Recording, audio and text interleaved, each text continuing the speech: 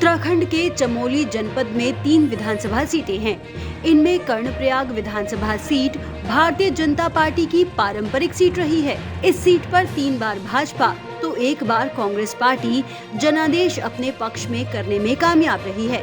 इस सीट पर जातीय समीकरण भी अधिकतर बार प्रत्याशी को जीत दिलाने में भूमिका में रहे हैं। 3 बार ब्राह्मण तो 1 बार ठाकुर प्रत्याशी यहां से विधानसभा पहुंचने में कामयाब रहे हैं। कर्णप्रयाग विधानसभा सीट पर वर्तमान समय में कुल 93,880 मतदाता हैं। इस सीट पर भी 14 फरवरी को ही मतदान होना है।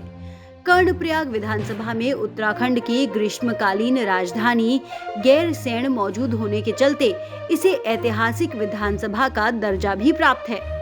कर्णप्रयाग गोचर व गैरसैंण 2 क्षेत्रों में बटी इस सीट पर 3 बार भाजपा तो 1 बार कांग्रेस जीत दर्ज करने में कामयाब रही। साल 2002 में भाजपा प्रत्याशी अनिल नोटियाल ने एनसीपी प्रत्याशी सुरेंद्र सिंह नेगी को हराकर पहले चुनाव में जीत दर्ज की। अनिल नोटियाल को 9,224 व सुरेंद्र सिंह नेगी को 7,584 मत मिले। साल 2007 में भाजपा ने अनिल नोटियाल पर ही दांव खेला और उन्होंने कांग्रेस पार्टी के उम्मीदवार व पूर्व एमएलसी पृथ्वीपाल चौहान को हराने में सफलता प्राप्त की। अनिल नोटियाल को 15,716 तो पृथ्वीपाल चौहान को 8,565 मत मिले थे। हम तो विकास चाहते हैं, हमारा गांव का हमारा तो विकास हो। यहाँ तो विकास का कुछ नाम ही नहीं, खाली वोट दे रहे हैं। हर साल वोट तो हो ही रहे हैं। स्कूल है तो उसमें टीचर नहीं है, हॉस्पिटल है तो डॉक्टर नहीं है, रोडें नहीं है, हमारी गांव है तो उसमें रास्ते नहीं है। इस जो विकास करे हम उसी को वोट देंगे। और विकास के नाम पे सारी राजनीतियाँ चलती रही हैं, सारी पार्टियाँ चलती रही हैं, आज तक किसी ने कोई विकास किया नहीं। मैं चीज़ बोलता हूँ कि जो आदमी प्रतिनिधि बन के हम लेते हैं उन्होंने आज तक कुछ कार्य करके दिखाए। हम किसका नाम नहीं लेते हैं, ना हम भाजपा ना कांग्रेस ना किसी का। बस सवाल है कि जो प्रतिनिधि जो बन के आए हैं उन्होंने क्या काम किया है, उस चीज़ को थोड़ा सा दिखाना चाहिए। जिन बुनियादी मुद्दों पे चुनाव लड़े जाने चाहिए, शिक्षा हो, रोजगार हो, जैसे अपना बेस हॉस्पिटल अपना सिमली में है।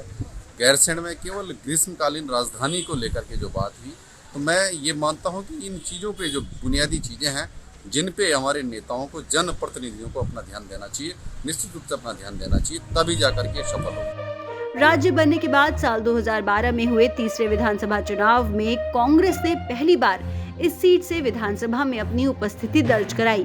तब कांग्रेस पार्टी के डॉक्टर अनुसुईया प्रसाद मुखेरी ने निर्दलीय सुरेंद्र सिंह नेगी को हराया। इस चुनाव में भाजपा प्रत्याशी हरीश पुजारी तीसरे स्थान पर रहे।